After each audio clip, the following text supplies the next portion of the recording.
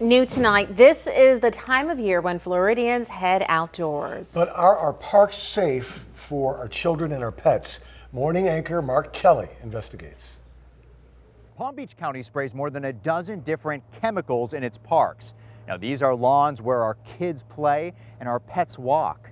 So I wanted to know what these chemicals are, what's inside them, and why when other counties have banned these chemicals, Palm Beach County continues to spray.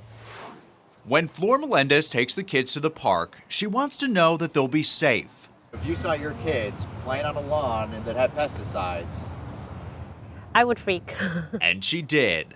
We didn't notice till they were rolling around because they're playful, and it did say harmful pesticides, and right away I had to explain it to them, and then we had to get home and I told them they had to shower. These are chemicals, these are things that shouldn't be on your body. A WPBF 25 News public records request revealed that Palm Beach County Parks and Rec sprays 11 herbicides, 5 insecticides, and 9 different fertilizers.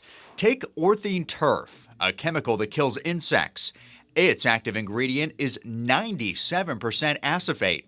The EPA considers acephate a possible carcinogen for humans. And the nonpartisan National Pesticide Information Center found that rats exposed to this chemical over time had trouble reproducing, and many of their offspring died. does the public have a right to be concerned about these pesticides being sprayed in our parks? Oh, absolutely. They have a right to know. Dr. Bill Lauda is a professor at Florida Atlantic University's Environmental Science program. He says the active ingredients in many of these chemicals are toxic and can build up in our bodies to dangerous levels over time.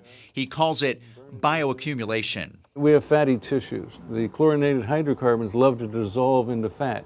So when we get those into our body, it takes a long time for them to get out. What kind of diseases do you believe this bioaccumulation causes?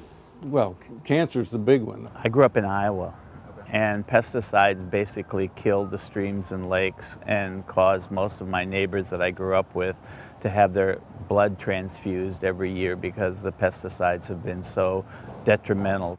Once we knew what chemicals Parks and Rec had been spraying, we also wanted to know how much. We went straight to Director Eric Call looking for answers. It said as needed a Yes. lot. That seems vague to me. That's because we don't have something etched in stone. It's only when like the pest reaches the level where it's causing destruction of the turf, only as a last resort do we use the chemicals. But does this look like a last resort? You decide.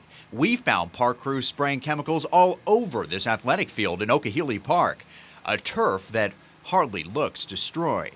The big thing with pesticides, herbicides, bactericides, whatever, is you must balance risk versus benefit. Dr. Lauda says one way to reduce the risk is an organic, natural approach. We're just unable to use them. Palm Beach Parks and Rec uses a few organics, but mostly chemicals, because they say organics are too expensive. They can cost 3, 4, 5 times as much. But we found a less affluent county that's able to swing it. Essentially, chemicals are the exception and not the rule.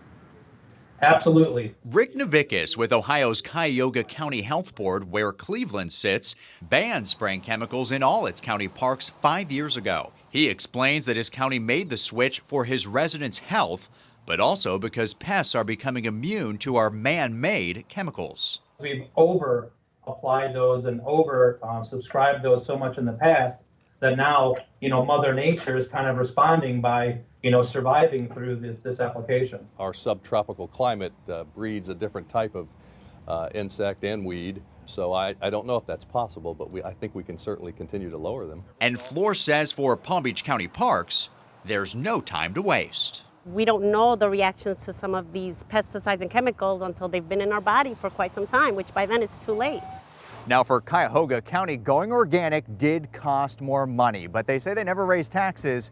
They worked it into the budget. And the mayor of Palm Beach County says she'd be open to trying something similar here. In part 2 of our story, we're going to take a look at one city here in Palm Beach County that did go organic. Mark Kelly, WPBF 25 News.